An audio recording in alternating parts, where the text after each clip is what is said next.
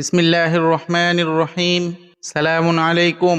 প্রিয় ভাই ও বোনেরা, এই পর্যায়ে আমরা সূরা জুমুয়ার প্রথম আয়াত থেকে 11 নম্বর আয়াত পর্যন্ত আলোচনা করব, আর পাশাপাশি কোরআনের আরও প্রায় 45টি আয়াত এর সাথে সম্পৃক্ত করব।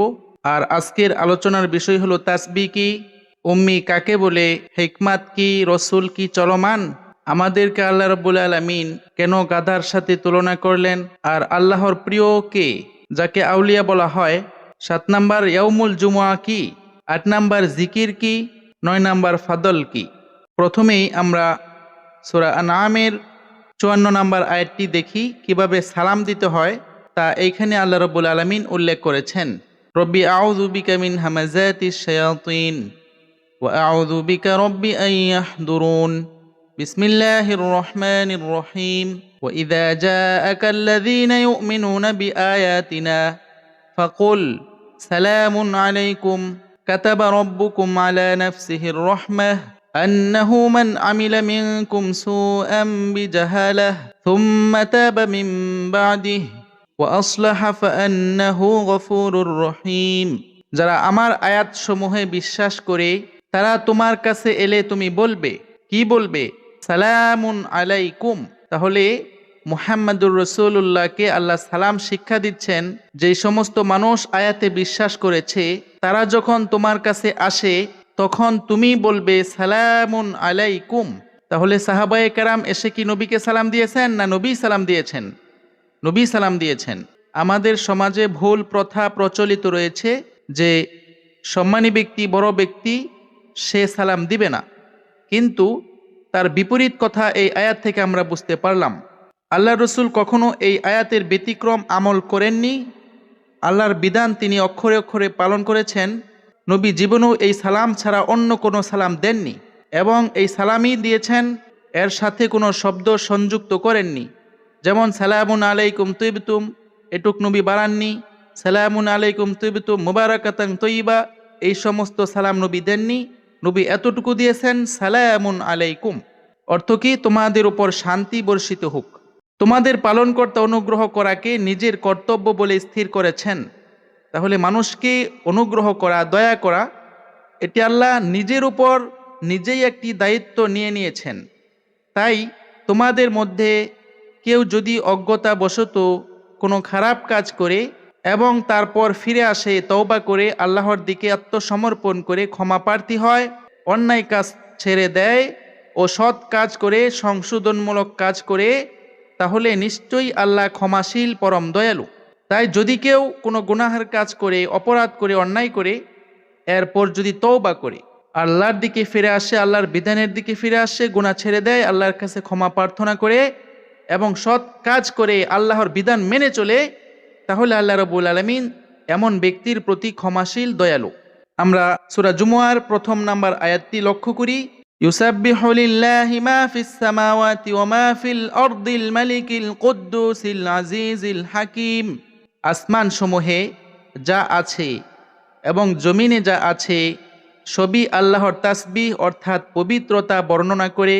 তিনি সর্বময় অধিপতি, পবিত্র, পরাক্রমশালী, প্রজ্ঞাময়। এই আয়াতে আল্লাহ রাব্বুল আলামিন বলেছেন ইউসাব্বিহু, প্রথমে ইয়া থাকার কারণে এটা বর্তমান ভবিষ্যৎকালীন ক্রিয়া, সর্বদা যে কাজটি চলে, অর্থাৎ আকাশে জমিনে যা কিছু রয়েছে সবাই আল্লাহর তাসবিহ করে, প্রশংসা করে, আল্লাহ রাব্বুল আলামিনের পবিত্রতা ঘোষণা করে। কতক্ষণ? সর্বদা। তাসবিহ কাকে বলে? তাসবিহ শব্দটি এসেছে সিন বা হা থেকে। এই ধাতুর মূল অর্থ হলো চলা, ভাষা, দ্রুত অগ্রসর হওয়া। রূপক অর্থে কোনো কিছুকে দূরে সরিয়ে দেওয়াকে তাসবিহ বলা হয়।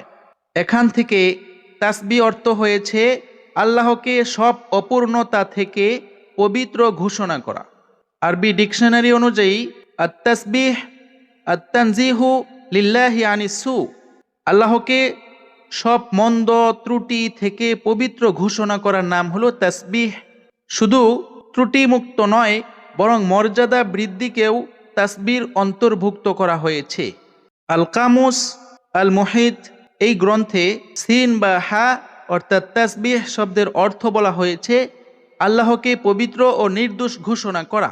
তাসবিহ শব্দের প্রধান অর্থগুলো হলো আল্লাহকে পবিত্র ঘোষণা করা, সব দোষ সীমাবদ্ধতা থেকে পবিত্র, মুক্ত, মহিমান্বিত করা, আল্লাহর শ্রেষ্ঠত্ব ও মহানত্ব স্বীকার করা, আল্লাহকে সব অপূর্ণতা থেকে দূরে রাখা, কোনো ত্রুটি তার সাথে যুক্ত না করা।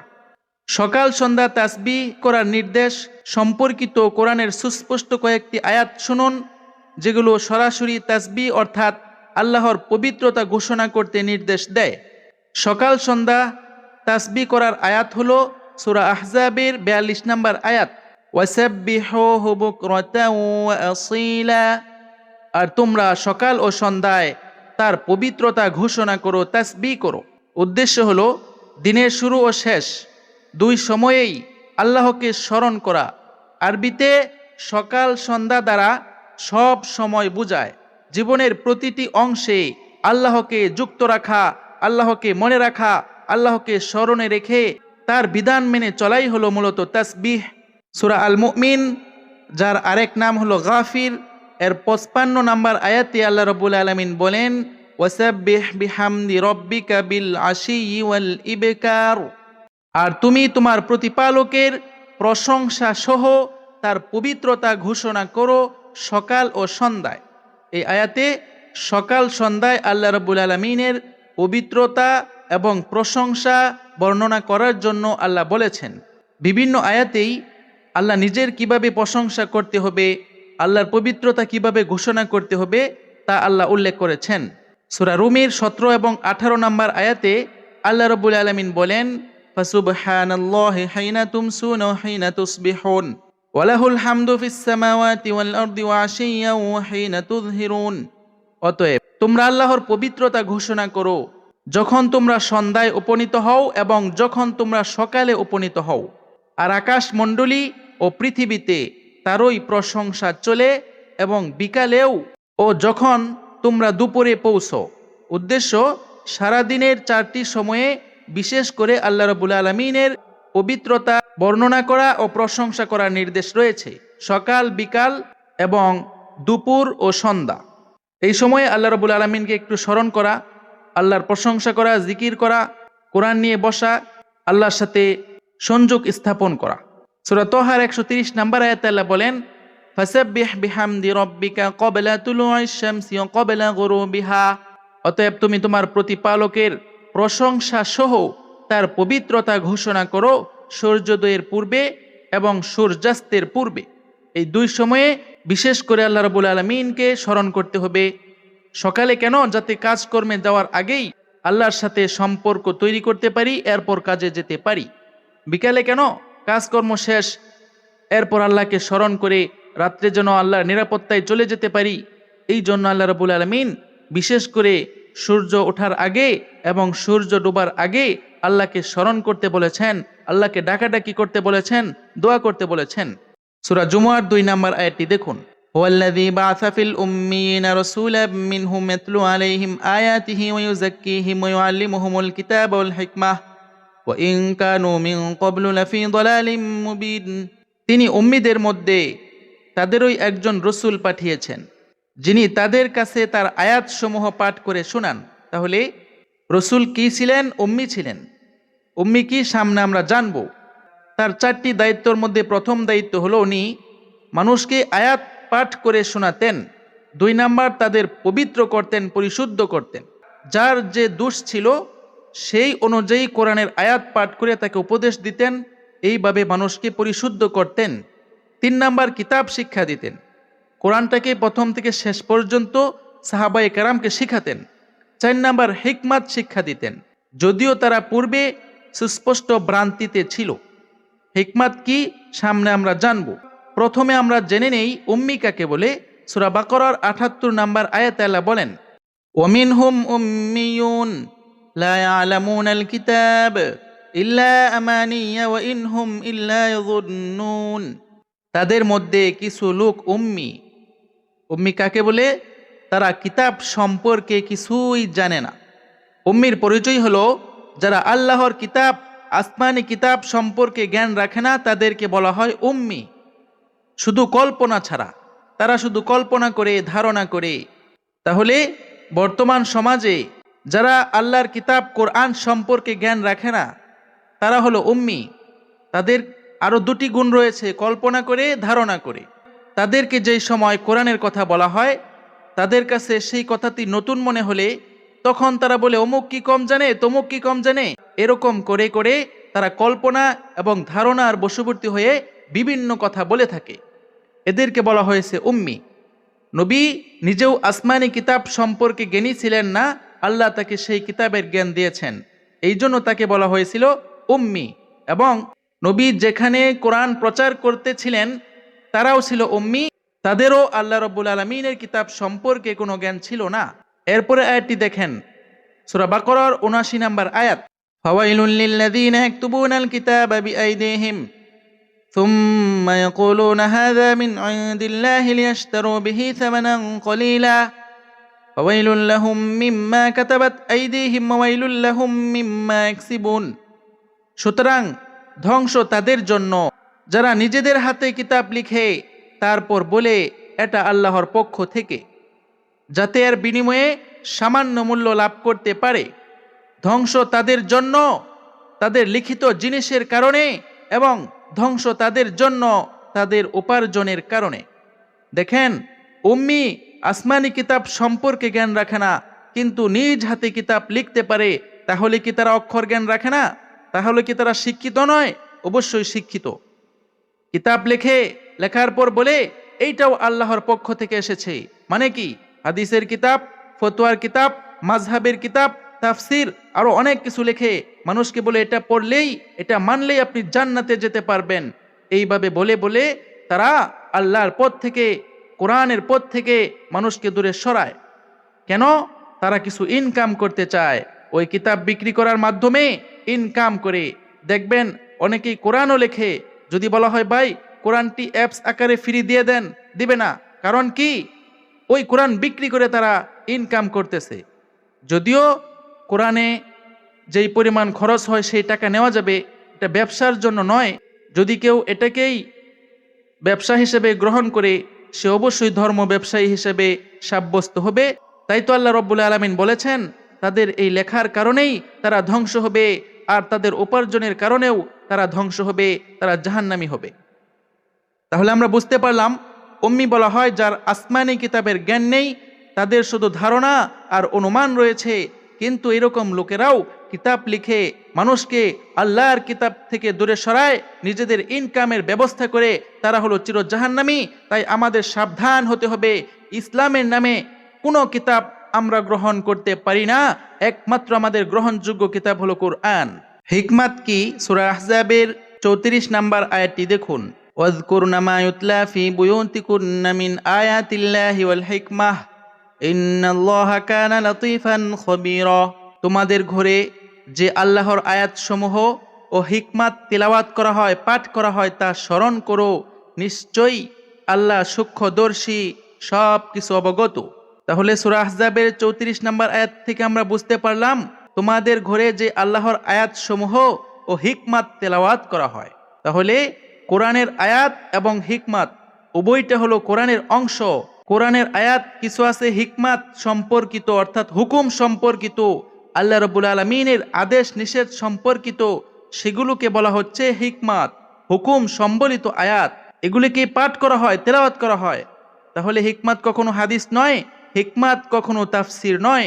হিকমাত হলো কোরআনের আদেশ এবং নিষেধ সম্পর্কিত আয়াত। আরো ক্লিয়ার হওয়ার জন্য আমরা সূরা বনী ইসরাঈলের 22 নম্বর আয়াত থেকে 39 নম্বর আয়াতটি দেখব।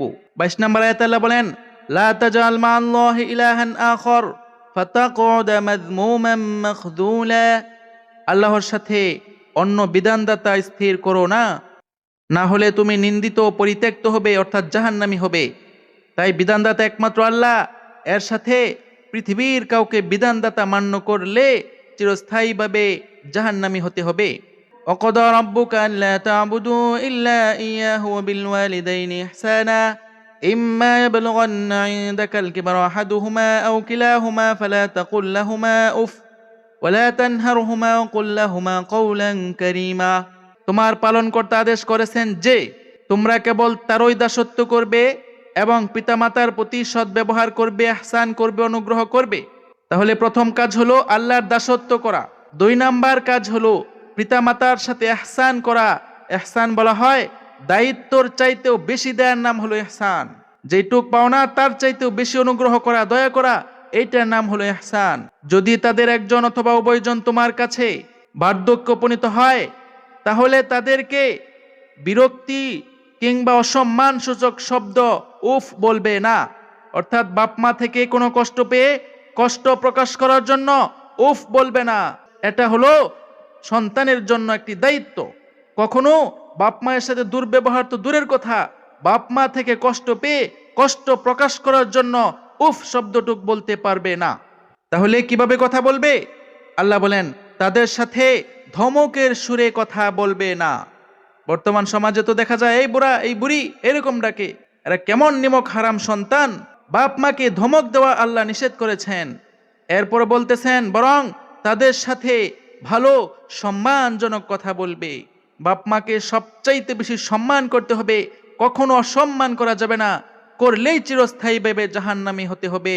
এই আয়াতে বাপ মায়ের সাথে 1 নম্বরে ইহসান করতে বলা হয়েছে, উফ শব্দ বলতে নিষেধ করা হয়েছে, ধমক দিতে নিষেধ করা হয়েছে, সম্মানজনক কথা বলতে বলা হয়েছে। 24 নম্বর আয়াত দেখেন, ওয়াখফিদ লাহুমা জানাহাদ যুল্লি মিনার রাহমাহ ওয়া কুর রাব্বিরহামহুমা কামা রাব্বায়ানি সগীরা। তাদের প্রতি বিনয়ী হও, বলো হে আমার পালনকর্তা তাদের প্রতি দয়া করুন যেমন তারা আমাকে ছোটবেলায় লালন পালন করেছেন। এই আয়াতে 2টি কথা বলা হয়েছে, বাপ মায়ের প্রতি বিনয়ী হতে হবে। 2 নাম্বার আল্লাহর কাছে দোয়া করতে হবে, তারা যেমনি ভাবে ছোট সময় দয়া মায়া করে আমাকে লালন পালন করেছেন, আপনিও তাদের প্রতি দয়াশীল হন, রহম করেন। এই দোয়াটা বাপ মা জীবিত থাকলেও করা যাবে, বাপ মা মারা গেলেও করা যাবে। সূরা বনী ইসরাঈলের 25 নম্বর আয়াতটি দেখুন, রব্বুকুম আ'লামু বিমা ফি নুফুসিকুম ইন তাকুনু সালিহিন ফাইন্নাহু কানা লিল আওয়াবিনা গফুরা। তোমাদের অন্তরে যা আছে তোমাদের প্রতিপালক তা ভালো করেই জানেন। যদি তোমরা সৎ হও তবে যারা বারবার তার দিকে ফিরে আসে তিনি তাদের জন্য ক্ষমাশীল। অর্থাৎ অন্তরের মধ্যে সম্পদ পাওয়ার আশায় বাপ মায়ের সেবা করতেছে নাকি সেটা আল্লাহ জানেন। এই জন্য আল্লাহ বলেছেন তোমাদের অন্তরে যা আছে আল্লাহ জানেন। যদি তোমরা সৎ হও, অর্থাৎ অন্তর যদি পরিশুদ্ধ হয় তাহলে কি হবে? যদি তোমরা সৎ হও তবে যারা বারবার তার দিকে ফিরে আসে, অর্থাৎ আল্লাহর দিকে ফিরে আসে, গুনাহ ছেড়ে দেয়, অপরাধ ছেড়ে দেয়, তিনি তাদের জন্য ক্ষমাশীল। আর যদি কেউ সৎ না হয়, অপরাধ করতে থাকে, এমন ব্যক্তিকে আল্লাহ রাব্বুল আলামিন কখনো ক্ষমা করবেন না। 26 নম্বর আয়াতটি দেখুন, ওয়াআতি যাল কুরবা হাক্কাহু ওয়াল মিসকিন ওয়া ইবনাস সাবিলি ওয়া লা তুবাযযির তাবযীরা। আত্মীয় স্বজনকে তাদের অধিকার দাও, অভাবগ্রস্ত ও পথিককে দাও, আর অপচয় করো না। 1 নম্বর আত্মীয় স্বজনকে খোঁজ খবর নিতে হবে, ফোন করতে হবে, মেসেজ দিতে হবে, সাহায্য সহযোগিতা করতে হবে। 2 নম্বর অভাবগ্রস্তকে হেল্প করতে হবে, সাহায্য করতে হবে। 3 নম্বর পথিককেও হেল্প করতে হবে, সহযোগিতা করতে হবে। অপচয় করা যাবে না। আপনার সম্পদ শুধু আপনার নয়, আপনার সম্পদ সমস্ত দরিদ্র অসহায় মানুষের। আপনার প্রয়োজন যা তা রেখে বাকিটুক দিয়ে দিতে হবে। শুধু শুধু সম্পদ বেশি আছে কারণে এক গাড়ি আরেক গাড়ি, এক বাড়ি আরেক বাড়ি, এরকম আপনি সম্পদ বাড়াইতে থাকবেন, এইটাই হলো অপচয়। 27 নম্বর আয়াতটি দেখুন, ইন্নাল মুবাযযিরিনা কানু ইখওয়ানাশ শায়াতিন ওয়া কানাশ শাইতানু লিরাব্বিহি কাফুরা। নিশ্চয়ই অপচয়কারীরা শয়তানের ভাই, আর শয়তান তার প্রতিপালকের প্রতি অকৃতজ্ঞ। তাহলে শয়তান যেমনি ভাবে আল্লাহর প্রতি অকৃতজ্ঞ, যারা অপচয় করে তারাও অকৃতজ্ঞ, তাই তো শয়তানের ভাই বলে আখ্যায়িত করা হয়েছে। সূরা বনী ইসরাঈলের 28 নম্বর আয়াতটি দেখুন, ওয়া ইম্মা তু'রিদান্না আনহুম ইবতিগাআ রাহমাতিম মির রাব্বিকা তারজুহা ফাকুল লাহুম কাওলাম মাইসুরা। যদি তুমি তাদের থেকে মুখ ফিরিয়ে নাও তোমার প্রতিপালকের অনুগ্রহের প্রত্যাশায়, তবে তাদের সঙ্গে নম্র কথা বলো। অর্থাৎ গরিব দুঃখী যদি আপনার কাছে কখনো কিছু সাহায্য চায়, আপনি না দিতে পারেন, আপনার না থাকে, তখন মুখ ফিরিয়ে যদি নিতে হয়, তখন কি করতে হবে? তাদের সাথে সুন্দর আচরণ করতে হবে। আল্লাহর কাছ থেকে পাওয়ার আশায় তাদেরকে সুন্দরভাবে বিদায় দিতে হবে, নম্র কথা বলতে হবে। নম্র কথাটাও হলো দান। যদি আপনি দান করে খোটা দেন, তার চেয়ে মানুষের সাথে সুন্দর আচরণ করাও একটি দান। 29 নম্বর আয়াতটি দেখুন, ওয়ালা তাজআল ইয়াদাকা মাগলুলাতান ইলা উনুকিকা ওয়ালা তাবসুতহা কুল্লাল বাসতি ফাতাকউদা মালুমান মাহসুরা। তোমার হাতকে গলায় বেঁধে রেখো না, অর্থাৎ কৃপণতা করো না, এবং একেবারে প্রসারিত করো না, অপচয় করো না, নইলে তুমি নিন্দিত ও নিঃস্ব হয়ে পড়বে। মধ্যম পন্থা অবলম্বন করতে হবে। একবারে কৃপণ হওয়া যাবে না, একবারে সব দিয়ে দেওয়া যাবে না। আপনার প্রয়োজন পরিমাণ রেখে বাকিটুকু অসহায় দরিদ্র কোরআনের পথে খরচ করতে হবে। 30 নম্বর আয়াতটি দেখুন, ইন্না রাব্বাকা ইয়াবসুতুর রিজকা লিমান ইয়াশাউ ওয়া ইয়াকদির ইন্নাহু কানা বিইবাদিহি খবীরাম বাসীরা। নিশ্চয় তোমার প্রতিপালক যাকে ইচ্ছা রিজিক বৃদ্ধি করেন এবং যাকে ইচ্ছা সীমিত করে দেন। তিনি তার বান্দাদের সম্পর্কে সর্বজ্ঞ, সর্বদ্রষ্টা। তাই আপনাকে আল্লাহ যে রিজিক বেশি দিয়েছেন, আপনার জন্য এটা পরীক্ষা, আর যাকে রিজিক কম দিয়েছেন তার জন্য সেটা পরীক্ষা। রিজিক যে কম পেয়েছে সে যেন অবৈধ পথে ইনকাম করতে না যায়, আর যাকে বেশি রিজিক দেওয়া হয়েছে সে যেন গরিব দুঃখীদেরকে ভুলে না যায়। এটাই হলো আল্লাহ রাব্বুল আলামিনের পক্ষ থেকে পরীক্ষা। 31 নম্বর আয়াতে আল্লাহ বলেন, ওয়ালা তাকতুলু আওলাদাকুম খাশিয়াতা ইমলাক নাহনু নারযুকুহুম ওয়া ইয়্যাকুম ইন্না কতলাহুম কানা খিতআন কাবীরা। দারিদ্র্যের ভয়ে তোমরা তোমাদের সন্তানদের হত্যা করো না, আমি তাদের এবং তোমাদের রিজিক দেই, নিশ্চয়ই তাদের হত্যা করা মহাপাপ। অনেকেই বলে কিভাবে সন্তান লালন পালন করব, এত সন্তান হলে কি হবে, বিপদ হয়ে যাবে। তাই সন্তান মানুষ ধ্বংস করে, পরিবার পরিকল্পনার মাধ্যমে সন্তান হত্যা করে, পেটের ভিতরে বাচ্চা নষ্ট করে, এরা হলো হত্যাকারী, এরা জাহান্নামী। 32 নম্বর আয়াতটি দেখুন, ওয়ালা তাকরাবুজ জিনা ইন্নাহু কানা ফাহিশাতাও ওয়া সাআ সাবিলা। ব্যভিচারের ধারে কাছেও যাবে না, ব্যভিচার করবে না এটা আল্লাহ বলেনি, ব্যভিচারের কাছেও যেও না, এটি অশ্লীল কাজ এবং নিকৃষ্ট পথ। আগে বলল সন্তান হত্যা করো না, এখন বলতেছে ব্যভিচার করো না। কেন? ব্যভিচারের মাধ্যমেই সন্তান আসে, তখন মানুষ সন্তান হত্যা করে, যাতে করে মানুষ জিনা যে করেছে এটা ঢাকতে পারে। এই জন্য ব্যভিচার করা দূরের কথা, ব্যভিচারের ধারে কাছেও যাওয়া যাবে না। চক্ষু হেফাজত করতে হবে, নজর এবং দৃষ্টিকে হেফাজত করার মাধ্যমেই মানুষ এই খারাপ কাজ থেকে বাঁচতে পারবে। 33 নম্বর আয়াতে আল্লাহ বলেন, ওয়ালা তাকতুলুন নাফসাল্লাতী হারামাল্লাহু ইল্লা বিল হক ওয়া মান কুতিলা মাজলুমান ফাকাদ জাআলনা লিওয়ালিয়িহি সুলতানান ফালা ইউসরিফ ফিল কতল ইন্নাহু কানা মানসুরা। আল্লাহ যাকে হত্যা করা নিষিদ্ধ করেছেন তাকে অন্যায়ভাবে হত্যা করো না, আর কেউ অন্যায়ভাবে নিহত হলে তার অভিভাবককে প্রতিশোধের অধিকার দিয়েছি, তবে সে যেন সীমালঙ্ঘন না করে, নিশ্চয়ই সে সাহায্য প্রাপ্ত। তাহলে কোনো মানুষকে অন্যায়ভাবে হত্যা করা যাবে না। যদি কেউ হত্যা করে তাহলে নিহত ব্যক্তির অভিভাবক প্রতিশোধ নিবে, এবং প্রতিশোধ নিতে যেয়ে সীমালঙ্ঘন করবে না, তাকেই আল্লাহ রাব্বুল আলামিন সাহায্য করবেন। 34 নম্বর আয়াতটি দেখুন, ওয়ালা তাকরাবু মালাল ইয়াতীমি ইল্লা বিল্লাতী হিয়া আহসান হাত্তা ইয়াবলুগা আশুদ্দাহ ওয়া আউফু বিল আহদ ইন্নাল আহদা কানা মাসউলা। এতিমের সম্পদের নিকটবর্তী হও না উত্তম পন্থা ছাড়া। দেখেন কি বলেছে আল্লাহ, এতিমের সম্পদ খাওয়া দূরের কথা, তার সম্পদে নিকটবর্তী হওয়া যাবে না যতক্ষণ না সে প্রাপ্তবয়স্ক হয়। প্রাপ্তবয়স্ক হলে তার সম্পদ তাকে অর্পণ করতে হবে, তাকে হস্তান্তর করতে হবে, সাক্ষী রাখতে হবে। আর অঙ্গীকার পূরণ করো, প্রতিশ্রুতি ওয়াদা এগুলি রক্ষা করতে হবে। নিশ্চয়ই অঙ্গীকার সম্পর্কে জিজ্ঞাসা করা হবে। কিয়ামতের দিন কথায় কাজে মিল না থাকলে তাকেও আল্লাহ রাব্বুল আলামিন জাহান্নামে প্রবেশ করাবেন। এই জন্য সব সময় কথায় কাজে মিল রাখতে হবে, কখনো ওয়াদা খেলাফ করা যাবে না।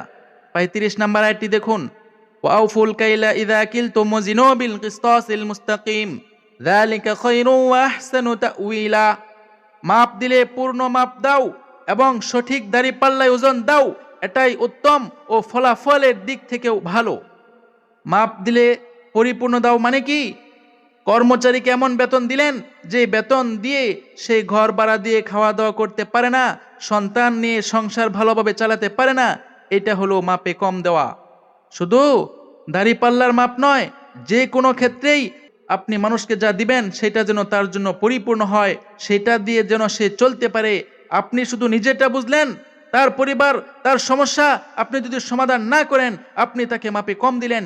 আপনি মালিক পক্ষ আল্লাহর দরবারে জবাবদিহি করতে হবে। এই অপরাধে আপনি জাহান্নামী হবেন। 36 নম্বর আয়াতটি দেখুন, ওয়ালা তাকফু মা লাইসা লাকা বিহি ইলম ইন্নাস সামআ ওয়াল বাসরা ওয়াল ফুআদা কুল্লু উলাইকা কানা আনহু মাসউলা। যে বিষয়ে তোমার জ্ঞান নেই তার অনুসরণ করো না। তাহলে আপনি যে নামাজ পড়তেছেন, এই সালাত সম্পর্কে কি আপনার জ্ঞান আছে? সারা কোরআন পড়েছেন, বুঝেছেন? কোরআনে আল্লাহ রাব্বুল আলামিন যা দিয়েছে, যেভাবে দিয়েছে সেটা সেভাবেই পালন করতে হবে। আপনাকে আগে জ্ঞান অর্জন করতে হবে।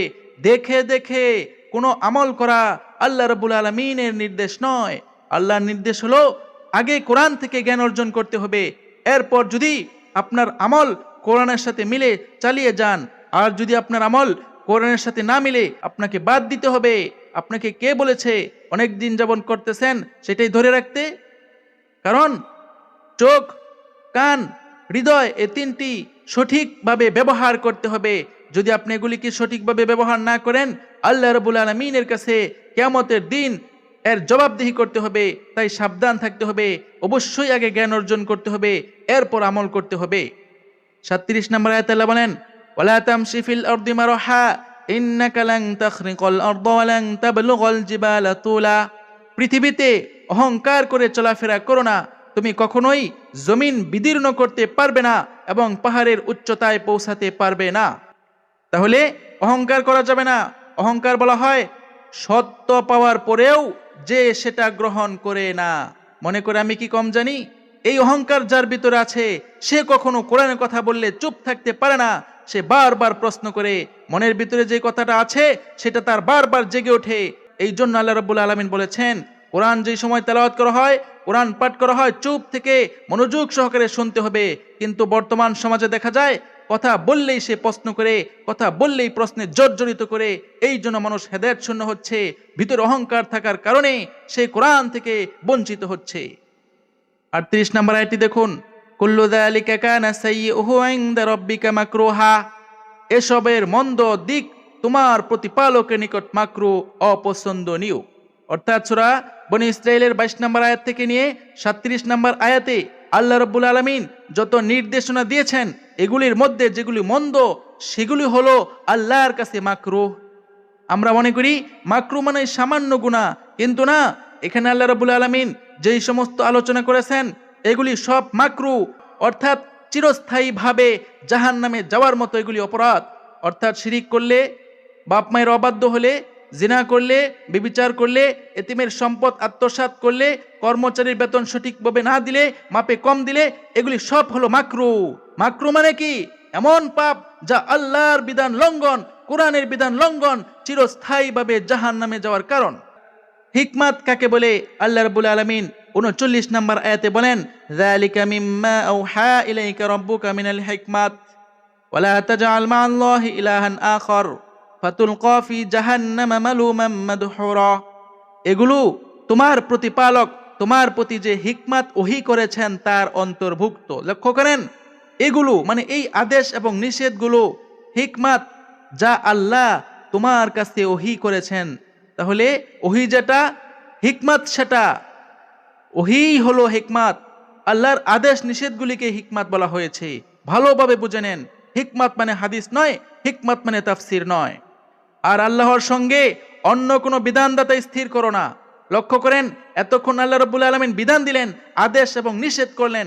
তাহলে একমাত্র বিধানদাতা আল্লাহ, এগুলোই হিকমত। নইলে তুমি নিন্দিত বিতাড়িত হয়ে জাহান্নামে নিক্ষিপ্ত হবে।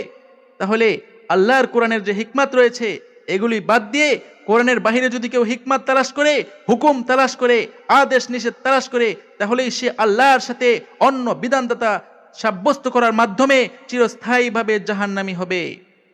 এতক্ষণ পর্যন্ত আল্লাহ রাব্বুল আলামিনের কিছু হিকমত আমরা শুনলাম, অর্থাৎ আদেশ এবং নিষেধ। আল্লাহর হুকুম, 1 নাম্বার আল্লাহর সাথে কাউকে শরীক করা নিষেধ। 2 নাম্বার একমাত্র আল্লাহর ইবাদত করার আদেশ। 3 নাম্বার পিতামাতার সাথে সদ্ব্যবহার করার আদেশ। 4 নাম্বার পিতামাতাকে কষ্ট দেওয়া ও উফ বলা নিষেধ। 5 নাম্বার পিতামাতার সাথে সম্মানের সাথে কথা বলার আদেশ। 6 নাম্বার পিতামাতার জন্য দোয়া করার আদেশ। 7 নাম্বার আত্মীয় স্বজন, মিসকিন ও পথিককে তাদের হক দেওয়ার আদেশ। 8 নাম্বার অপচয় করা নিষেধ। 9 নাম্বার অপচয়কারীর আচরণ পরিত্যাগ করার নির্দেশ। 10 নাম্বার অভাব থাকলেও নরমভাবে কথা বলার আদেশ। 11 নাম্বার কৃপণতা করা নিষেধ। 12 নাম্বার অতিরিক্ত খরচ অপব্যয়ী হওয়া নিষেধ। 13 নাম্বার মধ্যম পন্থা অবলম্বন করার নির্দেশ। 14 নাম্বার দারিদ্র্যের ভয়ে সন্তান হত্যা করা নিষেধ। 15 নাম্বার বেবিচারের কাছে যাওয়া নিষেধ।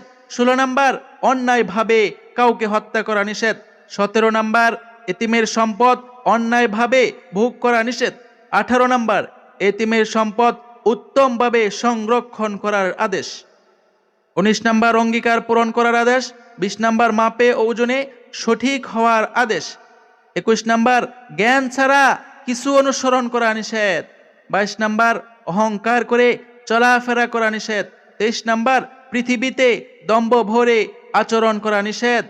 24 নাম্বার সব মন্দ কাজ পরিহার করার নির্দেশ। 25 নাম্বার আল্লাহর দেওয়া হিকমত গ্রহণ করার আদেশ। মানে কি, আল্লাহর যত আদেশ নিষেধ রয়েছে সেগুলোই হলো ওহী, সেগুলোই হলো হিকমত। 26 নাম্বার শিরকের দিকে ফিরে যাওয়া নিষেধ। তাহলে আমরা তখন পর্যন্ত জানলাম হিকমত শব্দের অর্থ হলো আল্লাহর আদেশ এবং নিষেধকে হিকমত বলা হয়।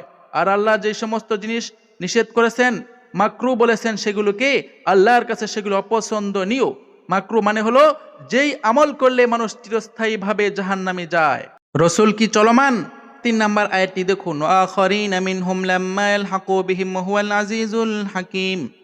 এবং তাদের বাইরে অন্যদের মধ্যেও এই রসুল বার্তা পৌঁছাবে যারা এখনও তাদের সাথে মিলিত হয়নি, আর তিনি পরাক্রমশালী প্রজ্ঞাময়। রসুলকে উম্মীদের মাঝে পাঠানো হয়েছে ঠিকই, কিন্তু কিয়ামত পর্যন্ত যত মানুষ আসবে এখনও যারা সাহাবায়ে কেরামের সাথে মিলিত হয়নি তাদের কাছেও এই মুহাম্মাদুর রাসূলুল্লাহ বার্তা পৌঁছাবেন। তাই ওনার পরে আর কেউ রসুল নয়, সবাই তার অনুসারী। এর পক্ষে সূরা আনআমের 19 নম্বর আয়াতটি মনে রাখবেন।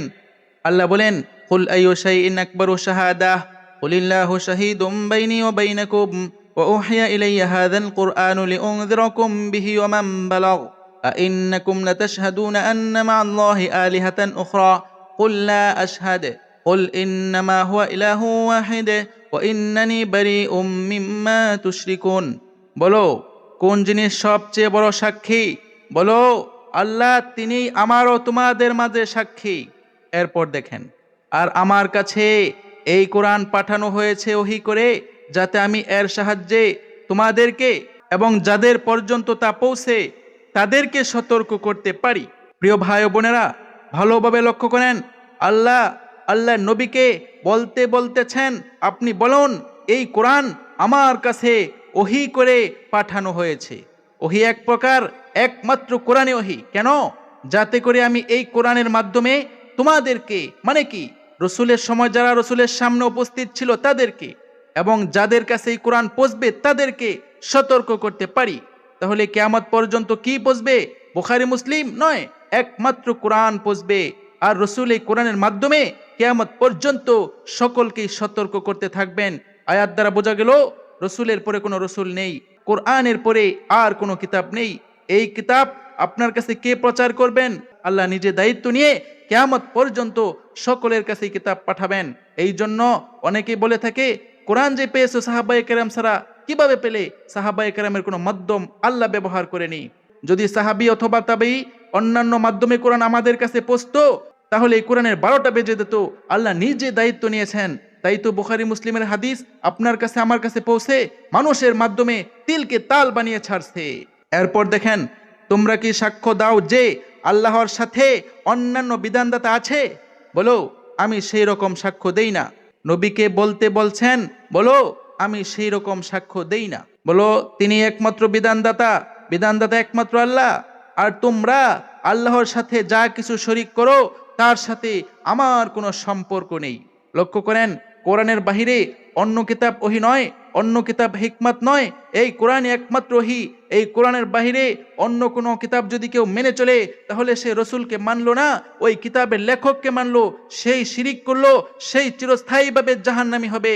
তাই একমাত্র কোরআনই মানতে হবে। একমাত্র কোরআন যে মানবে সেই আল্লাহকে মানলো, রসুলকে মানলো। সূরা মুমিনুনের 105 নম্বর আয়াতটি দেখুন, আলাম তাকুন আয়াতি তুতলা আলাইকুম ফাকুনতুম বিহা তুকাদ্দিবুন। আল্লাহ তাদেরকে বলবেন, অর্থাৎ জাহান্নামীদেরকে বলবেন, যখন জাহান্নামীরা আল্লাহর কাছে জাহান্নাম থেকে বের হওয়ার জন্য আবেদন করবে, তখন আল্লাহ বলবেন, কি বলবেন? তোমাদের সামনে কি আমার আয়াতসমূহ পাঠ করা হতো না? তখন তো তোমরা সেগুলো অমান্য করতে।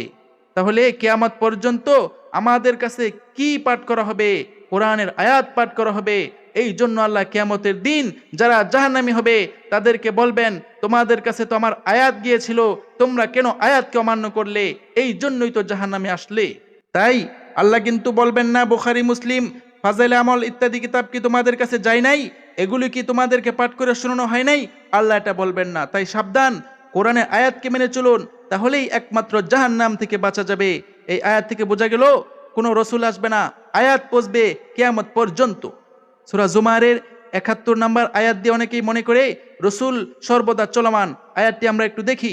ওয়াসিকাল্লাযীনা কাফারু ইলা জাহান্নামা যুমারা হাত্তা ইযা জাউহা ফুতিহাত আবওয়াবুহা ওয়া ক্বালা লাহুম খাযানাতুহা আলাম ইয়াতিকুম রুসুলুম মিনকুম ইয়াতলুনা আলাইকুম আয়াতি রাব্বিকুম ওয়া ইউনযিরুনাকুম লিকাআ ইয়াউমিকুম হাযা ক্বালু বালা ওয়ালাকিন হাক্কাত কালিমাতুল আযাবি আলাল কাফিরিন। অমান্যকারীদেরকে দলে দলে জাহান্নামের দিকে তাড়িয়ে নেওয়া হবে। যখন তারা তার কাছে আসবে তখন তার দরজাগুলো খুলে দেওয়া হবে এবং তার রক্ষীরা তাদেরকে বলবে, তোমাদের কাছে কি তোমাদের মধ্য থেকে রসুল আসেনি? এটা কি শুধু মুহাম্মাদুর রাসূলুল্লাহর উম্মতকে জিজ্ঞাসা করবে? না, পৃথিবীর শুরু থেকে কিয়ামত পর্যন্ত যত মানুষ জাহান্নামী হবে তাদেরকে জিজ্ঞাসা করবে, তোমাদের মধ্য থেকে তোমাদের কাছে কি রসুল আসেনি যারা তোমাদেরকে তোমাদের পালনকর্তার আয়াত সমূহ পাঠ করে শোনাতো? তাহলে সমস্ত নবী রাসূলরা আল্লাহর আয়াত পাঠ করে শোনাতো, নিজেদের পক্ষ থেকে কোনো হাদিস বানিয়ে তাদেরকে শোনাতো না। এরপর দেখেন, তোমাদেরকে আজকের দিনের সাক্ষাৎ সম্পর্কে সতর্ক করত। তারা বলবে, হ্যাঁ, তবে অমান্যকারীদের বিরুদ্ধে শাস্তির হুকুম চূড়ান্ত হয়ে গেছে। তাই যারা আয়াতকে অমান্য করবে তারাই চিরস্থায়ীভাবে জাহান্নামী হবে। এই আয়াতে মুহাম্মাদুর রাসূলুল্লাহর পরে যে রসুল আসবে সেটা বলা হয়নি। এই আয়াতে বলা হয়েছে সমস্ত মানুষের কাছে রসুল এসেছে। সেই রসুল আল্লাহর আয়াত প্রচার করতেন। আর মুহাম্মাদুর রাসূলুল্লাহ আমাদের কাছে কোরআনের আয়াত প্রচার করে গেছেন। কিয়ামত পর্যন্ত তিনি কোরআনের মাধ্যমে, আল্লাহর বার্তার মাধ্যমে, আল্লাহর দেওয়া ওহীর মাধ্যমে সতর্ক করতে থাকবেন। অর্থাৎ এই কোরআন কিয়ামত পর্যন্ত মানুষের কাছে আল্লাহ রাব্বুল আলামিন পাঠাবেন।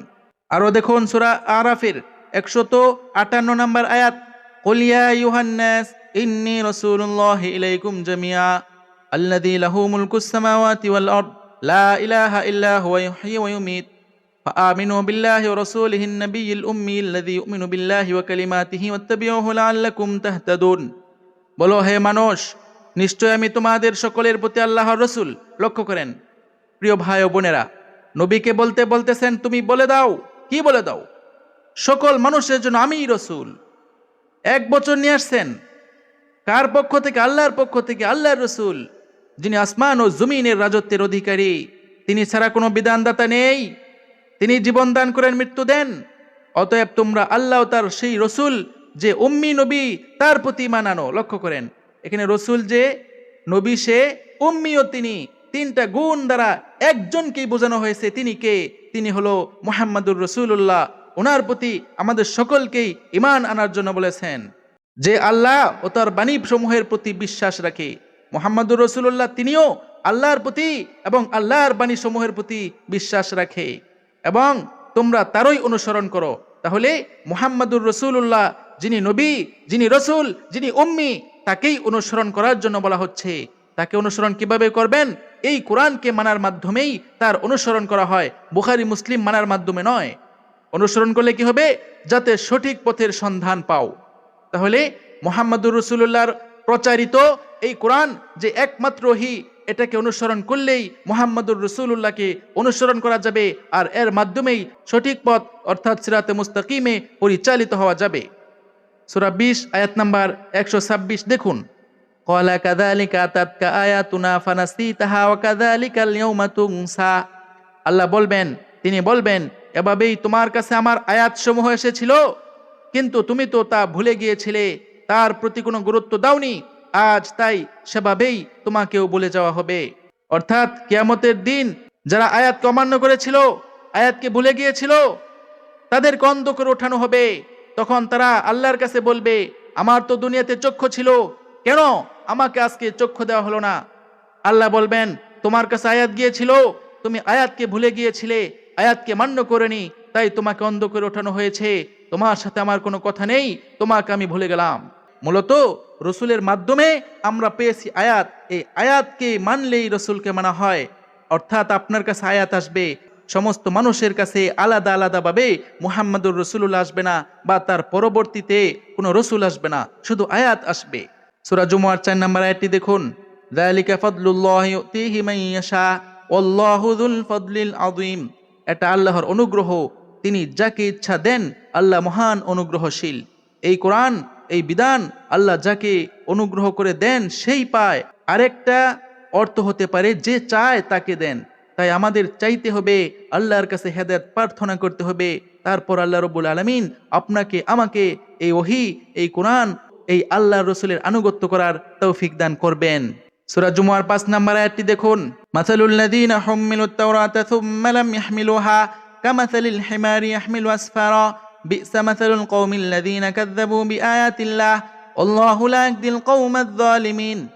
যাদের তাওরাত বহনের দায়িত্ব দেওয়া হয়েছিল কিন্তু তারা তা বহন করেনি, তাদের উদাহরণ সেই গাধার মতো যে বই বহন করে, পুস্তক বহন করে। কত নিকৃষ্ট উদাহরণ সেই জাতির যারা আল্লাহর আয়াত অমান্য করে। আল্লাহ অমান্যকারীদেরকে হেদায়েত দেন না। তাওরাত যাদেরকে দেওয়া হয়েছিল তারা সেটা বহন করেনি, অর্থাৎ বুঝে শুনে সেই কিতাব মেনে চলেনি। তাহলে তারা কার মতো? গাধার মতো। যেমনি ভাবে গাধার পিঠে যদি বোঝা দেওয়া হয়, কিতাবের বোঝা, সে যেমনি ভাবে বুঝবে না, তারাও সেই কিতাব বহন করেছিল, বুঝেনি, মুখস্থ করেছিল, মানুষকে মেনে চলেছিল, আয়াত মান্য করেনি। এমন জালিম যারা আয়াত অমান্য করে, তাদেরকে আল্লাহ রাব্বুল আলামিন কখনো হেদায়েত দেন না। আমাদের এখান থেকে শিক্ষা নিতে হবে, আমরা কোরআন মুখস্থ করতেছি, সহিহ শুদ্ধভাবে পড়তেছি, কোরআনের অর্থ না বোঝার কারণে কোরআনের আয়াতকে অমান্য করতেছি। আমরাও জালেম, আমরাও হেদায়েত থেকে বঞ্চিত। আমরা মানুষকে অনুসরণ করতেছি, হুজুর মোল্লাদেরকে অনুসরণ করতেছি, পীর ওলিয়া উলিয়াদেরকে অনুসরণ করতেছি। আমরা হলাম গাদা। এই জন্যই তো সূরা আরাফের 179 নম্বর আয়াতে আল্লাহ বলেন, ওয়ালাকাদ যারানা লিজাহান্নামা কাসীরাম মিনাল জিন্নি ওয়াল ইনস লাহুম কুলুবুন লা ইয়াফকাহুনা বিহা ওয়া লাহুম আ'য়ুনুন লা ইবসিরুনা বিহা ওয়া লাহুম আযানুন লা ইয়াসমাউনা বিহা উলাইকা কাল আনআমি বাল হুম আযাল উলাইকা হুমুল গাফিলুন। আমি জাহান্নামের জন্য অনেক জিন ও মানুষ সৃষ্টি করেছি। তাদের হৃদয় আছে, তার দ্বারা তারা উপলব্ধি করে না, চোখ আছে, চোখ দ্বারা দেখে না, কান আছে, কান দ্বারা শোনে না। তারা চতুষ্পদ জন্তুর মতো, বরং তার চেয়ে অধিক বিভ্রান্ত। তারাই প্রকৃত গাফেল, উদাসীন। তাই যারা কোরআন চোখ দিয়ে দেখবে না, কান দিয়ে শুনবে না, অন্তর দিয়ে বুঝবে না, তারা হলো জানোয়ার, চতুষ্পদ জন্তুর মতো। আল্লাহ বলেন, থুক্কু, হয় নাই, হয় নাই, উপমা হয় নাই, তার চেয়ে অধিক পথভ্রষ্ট, তার চেয়েও বেশি নিকৃষ্ট। এরাই হলো গাফিল, এরাই হলো উদাসীন, এরাই চির জাহান্নামী। তাই আপনাকে কোরআন দেখতে হবে, কোরআন শুনতে হবে, কোরআন দিয়ে সত্য মিথ্যা যাচাই করতে হবে, কোরআন বুঝতে হবে। না বুঝে প্রতি হরফে 10 নেকির আশায় আপনি জানোয়ার হয়েন না, আপনি জাহান্নামের কীট হবেন না। সূরা জুমার 6 নম্বর আয়াতটি দেখুন, কুল ইয়া আইয়ুহাল্লাযীনা হাদু ইন যামতুম আন্নাকুম আউলিয়াউ লিল্লাহি মিন দুনিন নাস ফাতামান্নাউল মাউতা ইন কুনতুম সাদিকিন। বলো, হে ইহুদিরা, যদি তোমরা মনে করো যে তোমরাই আল্লাহর প্রিয়, তোমরাই ওলিয়া উলিয়া অন্যদের বাদ দিয়ে, তবে মৃত্যু কামনা করো যদি সত্যবাদী হও। তোমরা যদি আসলেই আল্লাহর সাথে সম্পর্কিত হও, আল্লাহর প্রিয় হও, তাহলে মৃত্যু কামনা করো। হুজুররা নিজেদেরকে আল্লাহর প্রিয় মনে করে, অনেক পীর আছে বলে আল্লাহর সাথে আমার বিশেষ সম্পর্ক আছে, আমার মুরিদ হন, আমি আপনাকে সুপারিশ করে জান্নাতে নিয়ে যাব। এরা সব বাটপার, ধোঁকাবাজ, মিথ্যুক, ধর্ম ব্যবসায়ী। এদের থেকে দূরে থাকবেন। তাহলে প্রকৃত আল্লাহওয়ালাকে আল্লাহ বলেছেন সূরা ইউনূসের ৬২ এবং ৬৩ নম্বর আয়াত লক্ষ্য করুন, আলা ইন্না আউলিয়া আল্লাহি লা খাউফুন আলাইহিম ওয়া লা হুম ইয়াহজানুন। জেনে রাখো আল্লাহর প্রিয় বান্দাদের কোনো ভয় নেই এবং তারা দুঃখিত হবে না। ৬৩তে আল্লাহ বলেন প্রিয় বান্দাকে, আল্লাযীনা আমানু ওয়া কানু ইয়াত্তাকুন, যারা আল্লাহকে বিশ্বাস করেছে ও তাকে মেনে চলেছে। তাহলে আল্লাহর ওলিকে, যার মধ্যে দুটি গুণ থাকবে, যারা আল্লাহকে বিশ্বাস করবে এবং আল্লাহকে মেনে চলবে, সেই হলো আল্লাহওয়ালা। আপনি নিজে আল্লাহওয়ালা হয়ে যান। আপনি আল্লাহকে বিশ্বাস করে আল্লাহর বিধিনিষেধ মেনে চলুন, আল্লাহর আদেশ অনুযায়ী চলুন, আল্লাহর নিষেধ থেকে বিরত থাকুন। অর্থাৎ কোরআন মেনে চললেই আপনি আল্লাহওয়ালা হতে পারবেন, আল্লাহর প্রিয় ব্যক্তি হতে পারবেন। সূরা জুমুয়ার ৭ নম্বর আয়াতটি দেখুন, ওয়ালা ইয়াতামান্নাউনাহু আবাদাম বিমা কদ্দামাত আইদিহিম আল্লাহু আলিমুম বিয-যালিমিন। কিন্তু তারা কখনোই তা কামনা করবে না, তাদের কৃতকর্মের কারণে আল্লাহ জালিম অর্থাৎ সীমালঙ্ঘনকারীদের সম্পর্কে সর্বজ্ঞ রয়েছেন। ৮ নম্বর আয়াতটি দেখুন, কুল ইন্নাল মাউতাল্লাযী তাফিররুনা মিনহু ফাইন্নাহু মুলাকীকুম সুম্মা তুরাদ্দুনা ইলা আলিমিল গায়বি ওয়াশ শাহাদা ফায়ুনাব্বিউকুম বিমা কুনতুম তা'মালুন। বলো, যে মৃত্যু থেকে তোমরা পালাও তা অবশ্যই তোমাদের সম্মুখীন হবে, তারপর তোমাদের ফিরিয়ে নেওয়া হবে সেই সত্তার কাছে যিনি অদৃশ্য ও দৃশ্যমান সব জানেন। তখন তিনি তোমাদেরকে জানিয়ে দিবেন তোমরা যা করতে। তাই প্রিয় ভাই ও বোনেরা, আপনার সামনে আমার সামনে হঠাৎ মৃত্যু এসে যাবে, ১ সেকেন্ডের ভরসা নেই। এখনই আমাকে আপনাকে এই কোরআনের হেদায়েত ধরতে হবে, কোরআন অনুযায়ী আমার আপনার জীবনকে পরিচালনা করতে হবে, সাবধান হতে হবে, সতর্ক হতে হবে। মৃত্যু এসে গেলে তওবার সুযোগ নেই। মৃত্যু এসে গেলে ১ সেকেন্ড সময় দেওয়া হবে না। আপনি আল্লাহকে বলবেন একটু সময় দেন, সৎ কাজ করি, দান সদকা করি, কবুল হবে না। এখন আপনাকে আমাকে সঠিক পথ অনুসরণ করতে হবে, কোরআনের পথ ধরতে হবে। সূরা জুমুয়ার ৯ নম্বর আয়াতটি দেখুন, ইয়া আইয়ুহাল্লাযীনা আমানু ইযা নুদিয়া লিস-সালাতি মিন ইয়াউমিল জুমুআতি ফাসআউ ইলা যিকরিল্লাহি ওয়া যারুল বাই', যালিকুম খায়রুল লাকুম ইন কুনতুম তা'লামুন। হে বিশ্বাসীগণ, জুমুয়ার দিনে অর্থাৎ একত্রিত হওয়ার দিনে যখন সালাতের জন্য আহ্বান করা হয়, মানে নবীজির কাছে যেই সময় ওহী আসতো, তিনি সাহাবায়ে কেরামকে ডাকতেন ওহী প্রচারের জন্য। ওই দিনটাকে বলা হয়েছে একত্রিত হওয়ার দিন, শুধুমাত্র শুক্রবার নয়। তখন আল্লাহর জিকিরের দিকে আসো। লক্ষ্য করেন, প্রথম বলা হলো জুমুয়ার দিনে, একত্রিত হওয়ার দিনে যখন তোমাদেরকে সালাতের জন্য আহ্বান করা হয়, সালাতের জন্য ডাকা হয়। আল্লাহ বলতেছেন তখন তোমরা জিকিরের দিকে আসো, জিকিরের দিকে ধাবিত হও। আল্লাহ বললেন না সালাতের জন্য ডাকা হয়েছে, সালাতের দিকে আসো, জিকিরের দিকে আসো। জিকির মানে কি? জিকির মানে হলো কোরআন। তাহলে সালাত মানে কি? এই কোরআনের বিধান জানার জন্য আসা, কোরআনের আলোচনায় আসা। এরপর দেখেন, ক্রয় বিক্রয় ছেড়ে দাও, এটা তোমাদের জন্য উত্তম যদি তোমরা জানতে। ভালো করে একটা বুঝতে হবে, ইয়া আইয়ুহা অর্থ হে, আল্লাযিনা অর্থ যারা, আমানু বিশ্বাস করেছো, ইজা যখন, নুদিয়া ডাকা হয়, লিস-সালাতি সালাতের জন্য, মিন থেকে, ইয়াউমি দিনের, আল জুমুআতি জুমুআ একত্রিত হওয়ার, ফাসআউ তাহলে ছুটে যাও, ইলা মানে দিকে, যিকরি মানে কোরআন, আল্লাহি মানে আল্লাহর, ওয়াজারু এবং ছেড়ে দাও, আল বাইআ বেচাকেনা, যালিকুম এটা তোমাদের জন্য, খায়র উত্তম, লাকুম তোমাদের জন্য, ইন যদি, কুনতুম তোমরা হও, তা'লামুন জানো। যিকরিল্লাহ মানে কি? এই আয়াতে জিকির মানে কোরআন। প্রমাণ হিসেবে আমরা সূরা হিজরের ৯ নম্বর আয়াতটি দেখব, ইন্না নাহনু নাযালনা যিকরা ওয়া ইন্না লাহু লাহাফিজুন। নিশ্চয় আমি জিকির অর্থাৎ কোরআন নাজিল করেছি এবং আমি এর সংরক্ষণকারী। তাহলে জিকির কি? জিকির মানে একমাত্র কোরআন। তাই জুমুয়ার দিনে ডাকা হয়েছে সালাতের জন্য, আসতে বললেন জিকিরের জন্য। জিকির মানে হলো কোরআন। এখানে একমাত্র কোরআন থেকে আলোচনা করা হবে। সবাই কোরআনের আলোচনা শুনবে, মনোযোগ সহকারে শুনে এই আলোচনা শেষ হলে জমিনে ছড়িয়ে ছিটিয়ে পড়বে। তখন আল্লাহকে স্মরণ রাখবে, যাতে করে সকল কাজে কর্মে সঠিকভাবে আল্লাহর দ্বীন প্রতিষ্ঠা করতে পারে, আল্লাহর আদেশ নিষেধ বাস্তবায়ন করতে পারে, যাকে আকিমুস সালাত বলা হয়েছে, সালাত প্রতিষ্ঠা করার জন্য বলা হয়েছে, আল্লাহর সাথে সংযোগ স্থাপন করার জন্য বলা হয়েছে। এখানে আল্লাহ সুস্পষ্ট বলেছেন জিকির মানে কোরআন। তাহলে সূরা জুমুয়ার ৯ নম্বর আয়াতে জিকির কি? আল্লাহর জিকিরের দিকে ছুটে যাও মানে কি? কোরআনের আলোকে এর অর্থ হলো কোরআনের দিকে ছুটে যাও। কোরআনের আলোকে পরিষ্কার সিদ্ধান্ত হলো জিকির মানেই হলো কোরআন। সূরা আল হিজরের 9 নম্বর আয়াত দ্বারা প্রমাণিত। জুমার দিন ডাক দিলে অর্থাৎ জমায়েতের দিনে ডাক দিলে কোরআনের দিকে ছুটে যেতে হবে, দুনিয়ার ব্যবসা ছেড়ে আল্লাহর কিতাবের দিকে মনোযোগী হতে হবে। চূড়ান্ত বার্তা হলো কোরআনী জিকির, কোরআনী হিদায়াতের একমাত্র কিতাব, কোরআনী সংরক্ষিত। তাই আমাদের জন্য বিধান কোরআন, পথ নির্দেশ কোরআন, মুক্তি কোরআন মানার মধ্যে। ইয়াউমুল জুমআ মানে কি? একটা বিষয় ক্লিয়ার করা দরকার, সেটা হলো এটার অর্থটা কি হবে।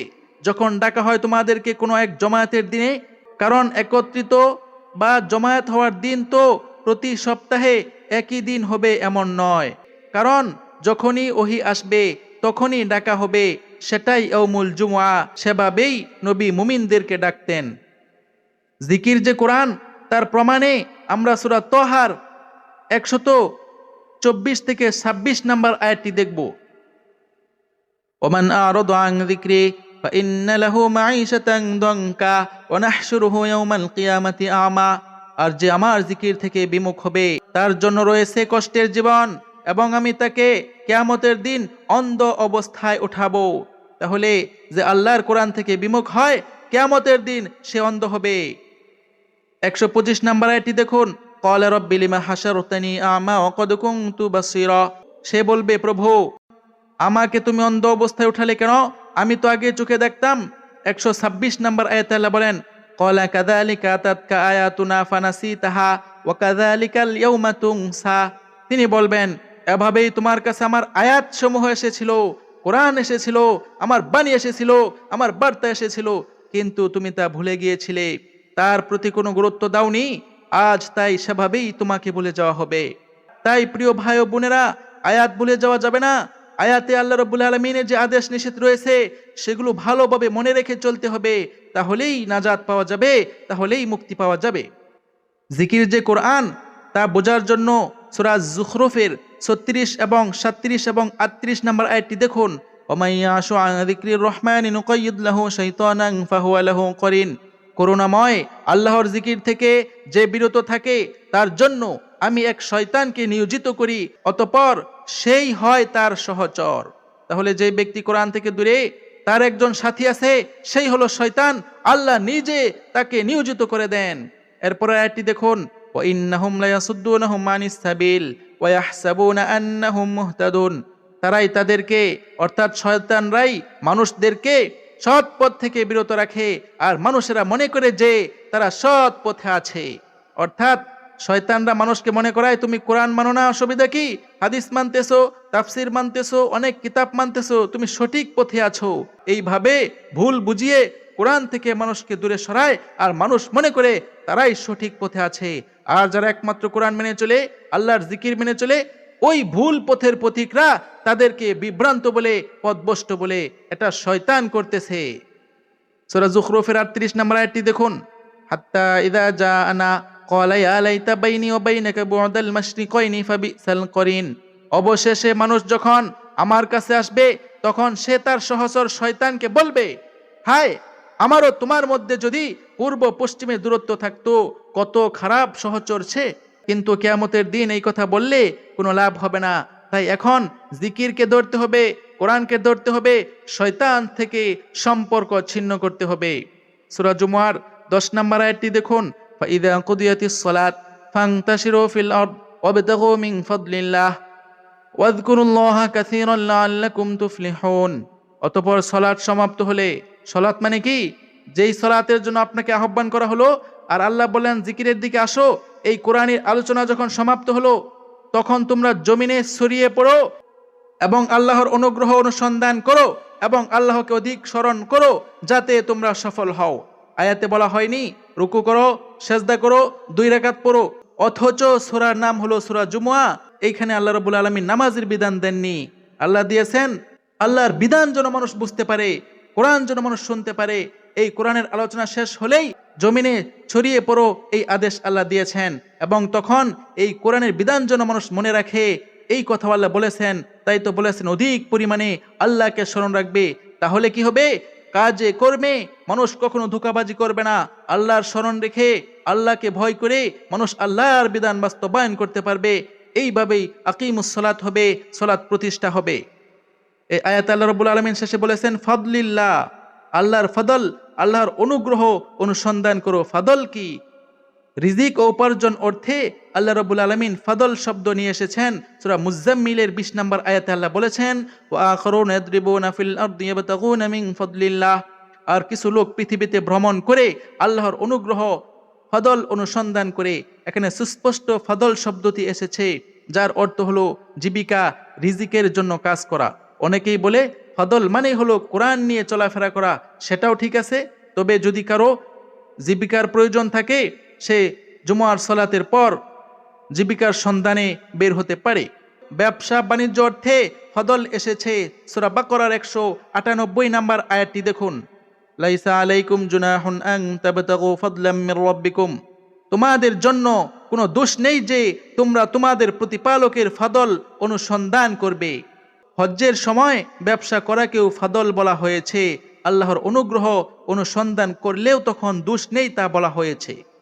3 নাম্বার, আল্লাহর দান ও রহমত অর্থে ফাদল এসেছে সূরা ইউনূসের 58 নম্বর আয়াত, কুল বিফাদলিল্লাহি ওয়া বিরহমাতিহি ফাবিযালিকা ফালইফরাহু। বলো আল্লাহর অনুগ্রহ অর্থাৎ ফাদল ও তার রহমতে, এতেই তারা আনন্দিত হোক। এখানে ফাদল মানে আল্লাহর রহমত এবং কোরআন। কোরআন পেয়ে, আল্লাহর রহমত পেয়ে মানুষ যেন খুশি হয়, আনন্দিত হয়, এখানেও ফাদল বলা হয়েছে। বিশেষ দান ও মর্যাদা অর্থেও ফাদল এসেছে সূরা নিসার 32 নম্বর আয়াতটি দেখুন, ওয়াসআলুল্লাহা মিন ফাদলিহ। তোমরা আল্লাহর কাছে তার অনুগ্রহ অর্থাৎ ফাদল প্রার্থনা করো। এখানে ফাদল মানে হলো যে কোনো কল্যাণ, দান, উন্নতি। তাহলে ফাদল শব্দের অর্থ হলো 4টি। 1 নাম্বার জীবিকা, 2 নাম্বার ব্যবসা বাণিজ্য, 3 নাম্বার কোরআন, 4 নাম্বার হলো অন্যান্য দান। সূরা জুমুয়ার শেষ আয়াত 11 নম্বর আয়াতটি দেখুন, وَإِذَا رَأَوْا تِجَارَةً أَوْ لَهْوًا انفَضُّوا إِلَيْهَا وَتَرَكُوكَ قَائِمًا قُلْ مَا عِندَ اللَّهِ خَيْرٌ مِنَ اللَّهْوِ وَمِنَ التِّجَارَةِ وَاللَّهُ خَيْرُ الرَّازِقِينَ। তারা যখন ব্যবসা বা খেলাধুলা দেখে তখন তার দিকে ছুটে যায়, তোমাকে দাঁড়িয়ে রেখে দেয়। অর্থাৎ মুহাম্মদুর রাসূলুল্লাহ দাঁড়িয়ে কোরআনের আলোচনা করতেছিলেন, সাহাবায়ে কেরাম তাকে সেভাবে রেখেই ব্যবসা বাণিজ্য ও খেলাধুলার দিকে ছুটে গিয়েছিল। তাই আল্লাহ রাব্বুল আলামিন এই আয়াতের মাধ্যমে সতর্ক করলেন, বলো আল্লাহর কাছে যা আছে তা খেলাধুলা ও ব্যবসার চেয়ে উত্তম। আল্লাহই সর্বোত্তম রিজিক দাতা। তাই রিজিকের জন্য আল্লাহর কোরআনের আলোচনা ছেড়ে তোমরা কেন চলে গেলে? এ ভুল হয়েছে। এই আয়াত থেকে আমাদের শিক্ষা হলো আল্লাহর কোরআনের সাথে আমাদেরকে সম্পৃক্ত হতে হবে, কোরআনের আলোচনায় যুক্ত থাকতে হবে, কোরআনের আলোচকদেরকে আমাদের দেখাশোনা করতে হবে, তাদের সহযোগী হতে হবে। আল্লাহ রাব্বুল আলামিন আমাদের সকলকেই এই কোরআনকে বোঝার, কোরআনকে উপলব্ধি করার, কোরআন নিয়ে চিন্তা ভাবনা করার তৌফিক দান করুন। রব্বানা ওয়া তাকাব্বাল দুআ, সামি'না ওয়া আতা'না, গুফরানাকা রব্বানা ওয়া ইলাইকাল মাসির।